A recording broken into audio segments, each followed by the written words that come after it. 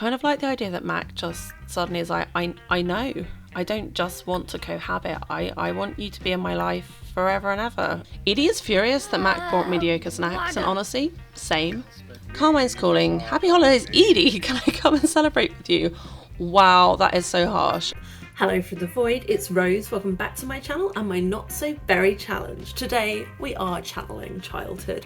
I'm full on wearing a penguin nightie in the hope that it tricks my game into giving me a nice time so that we don't have a repeat of last time when I failed the challenge. Mac died. Yeah. We will not speak of that much, or possibly constantly, because I'm still not over it, but we are going to get back to the game and focus on some of the more positive things that could happen this episode. We have moved in with our partner. We are on holiday in Selvadorado. She wants to get married. Will that happen this episode? I just don't know. Stopped expecting things. Let's play the game. We rejoin Mac and Edie in Selvadorado, where neither of them have any idea of the death that they just escaped. They are blissfully unaware. I, however, am not. We're just going to be keeping things simple, avoiding danger, getting our girlfriend some nice little schnicky snacks to put on the table. What have we gone for? It looks like a star made out of meat. Cold cuts. Why do Americans call cold cuts? Just doesn't sound nice. Why don't you just call it like ham? Or chicken, or prosciutto, or whatever it is. That just sounds so much nicer than cold cuts, which just sounds a bit leftovery. Anyway, now I've got all of my opinions about cold meats out of my system. Who knew I had so many? Let's focus back up on what is important, because we need to stay focused to avoid death. Mac and Edie hanging out together. We have taken care of our needs. I think we're just going to have them head to bed, and we will go explore the trailhead in the morning, because I don't want to risk any low needs incidents in the middle of the jungle. And what you guys are... Oh, I think, yeah. These guys, having waited a long time to start the physical side of their relationship, are pretty enthusiastic for each other, which is great for you guys. We're going to leave you to it, and we'll pick up in the morning. Carmine, you're calling. Hello. No, we are on holiday. We do not want to come visit you in Evergreen Harbour, thank you very much. Also, you were literally at our house the last 2 consecutive days. On one occasion, you killed us. Oh, and Mac has woken up feeling super sad again. Even being away on holiday can't permanently take away the sadness he feels because his dad recently died and his aunt recently died and he recently died. But he doesn't know that. Anyway, he's come down to help Edie make some breakfast for them both, still feeling very sad. He's like, have you thought about putting crab in the fruit salad? And she's just like, that's a lovely idea, sweetie. Do you want to go sit down and I will deal with this, because clearly you are a wreck this morning. I like that she's just sort of chilling out, taking care of them both. Oh, she's popped some tunes on, always a good shout. Edie actually she always puts music on, which I really like. It's not something I would have thought of for her character, but every time she's near a stereo, she's like, boop, put on some tunes. And she has great taste, like genre-wise. It's a lot of like international, a lot of like just generally good vibes, and I just love this for Mac. He's picked someone who is very solid, who gives him space to feel his feelings. He's feeling a close connection. They're just generally, she's not even like, oh, we must sit opposite each other. Maybe he's having a little cry. I mean, that's definitely just the Sims weird pathing, but we're going to give Edie credit for just random acts of Simness. And do you know what? This actually, given the mood Mac woke up in, this is just such a lovely morning. He's listening to some beautiful music. She's completely turned his day around, and now he's even feeling flirty. And Edie has had the get engaged one for a little while now, and I've been waiting for Mac to get it, and he hasn't. But I think in this time of being more aware of his own mortality, potentially just having someone that can make him feel like she does is what he's been waiting for. So although I did kind of have a plan for them to have a big proposal, I kind of like the idea that Mac just suddenly is like, I know, I don't just want to cohabit. I want you to be in my life forever and ever, even though we are currently in a bathroom. Anywhere I am with you is just better. So what do you say? And she has said yes. Hurrah! We have a successful proposal in the toilet. It's a proposal. I'm sorry. I will see myself out for ruining this lovely moment. They're just in their PJs next to the loo. making it official, and I am very happy for them.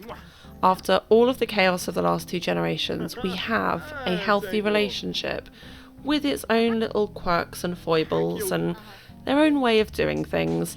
I mean, that tiling is a lot. The screenshots are going to be an absolute nightmare to edit, but the important thing is they are engaged and now they can go do archaeology, which Edie was probably like, Max, sweetie, I love that you love me and I love that we will be spending our lives together, but also we kind of came out here to do some archaeology, so could you mind just if we, you know, we can finish celebrating when we get back home. For now, can we go do the thing, please? Thank you, babe. Love you, bye. I don't know if you can hear it, but Mac is full on whimpering, despite being in a good mood. Edie likes fitness. Sure, babe, you can do that. And now, Edie, it is your moment to shine. Max vanished off somewhere, and young lady, it is your time to do some diggity digging. We are going to have Edie pretty much just grind archaeology all day and try and see if we can get her through the first level of her aspiration, and Mac will be here as her supportive fiance. We will also have him do a workout to get his job task done. And also, you know, if Edie needs someone to hold a tiny trowel or carry a big pot for her, then Mac is on hand to do that. But we're acknowledging that this is her thing and Mac is apparently just lying on the floor. That seems super safe. I have seen a lot of quite large snakes, poorly animated on the ground. We've got a treasure! Huzzah!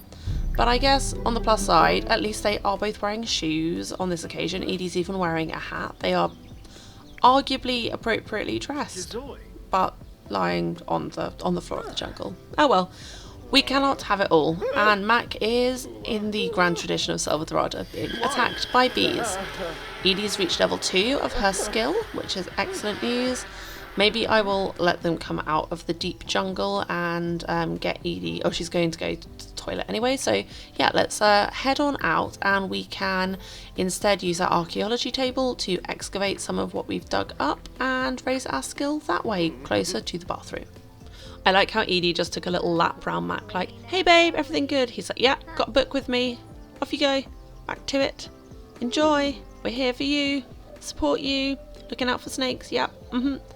Anyway, we have left the jungle for the time being and everyone's been for a wee. I'm keeping an absolute hawk eye on everybody's needs. I think if one of them died because I didn't feed them, I would feel guilty resuscitating them because, oh, okay, Edie's like, enough archaeology, let me get some lovin'. But yeah, where it's not my own fault, I, like the hysteria thing, the second I noticed it, I was about to defuse him. So I don't feel bad at all undeading him. But I think if it were actually my neglect, I would feel I had to somehow make it work for the story. So we are going to be very, very mindful. And Edie, you're doing great, sweetie. Level 3 archaeology, despite the fact that you're both absurdly flirty and just want to be, oh, stay upright, don't fall off a cliff. Thank you. I feel like I'm just very aware of everyone's mortality now. We are just trying to get Edie's archaeology up to level 4 because then she can survey for a dig pile and in doing so complete the first level of her aspiration. So while she does that, I'm going to see when we might have a wedding. So everyone has work on Friday. Saturday is free, but that's quite a long way off because Mac's birthday is actually only just over a week away. Tomorrow is Winterfest, so it's complicated to have it then. Friday, everyone's working. I really don't want Mac to miss any more work. So maybe Thursday might be a good day. Or we could do it tomorrow. I don't know. I'm leaning towards having the wedding on Thursday because then only Edie has to miss a day of work and she might not have the job she has at the moment by that point. So that could work for us.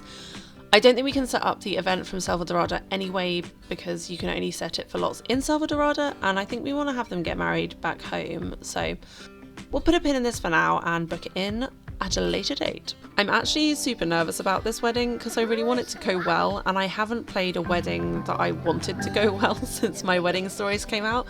Carmine's wedding is the only wedding I've really done with it, like a big wedding, and obviously that was supposed to be a disaster, so the fact the pack is kind of broken worked. Mac is just gifting Edie a dehydrated grilled cheese sandwich because he has all of the snacks and she is furious that he didn't bring better snacks. But he's like, babe, you have to eat, you're super hungry and you haven't quite accomplished what you wanted to, so this is all I have with me, but it does mean you can stay in the jungle for another hour or so. And snake, that is a big one. Anyway, Mac is just, I think, trying to keep an eye out for Edie, because she's definitely pushing herself, and by that I mean I am pushing her to try and achieve what she wants to, even though she has a little headache, because at the moment she's trying to balance doing what she really wants to be doing, which is archaeology, with plugging away at a well-paid career that she took because it was sensible at the point at which she took the job.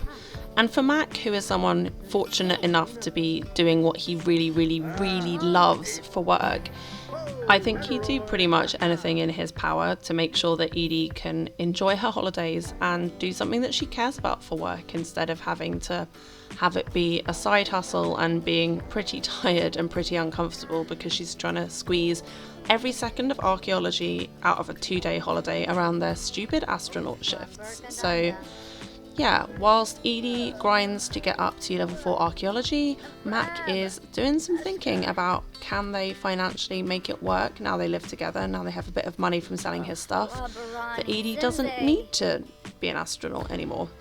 Anyway, we have got level 4 archaeology, so we can survey, and in doing so, we have completed Research Associate of the Archaeology Scholar aspiration, which is excellent news and pretty much bang on time for us to go home from Selvadorado. Kind of sad we don't get a second night in the villa, but also being as pooped as they are, I just think nice to be home sometimes, especially when home together is still kind of new to them, and they're definitely in a honeymoon phase. Anyway, Mac is just doing dishes, being a sweet boy, cleaning up after them, and heading off to bed ahead of work tomorrow. Except there is no work tomorrow, because once again, it is a holiday. I always forget it's a holiday. It's Winterfest. And so we do not have work till Friday. Essentially, with his working days, he's working 2 days a week, which is making it so hard for me to get him promoted. So what are we going to do instead?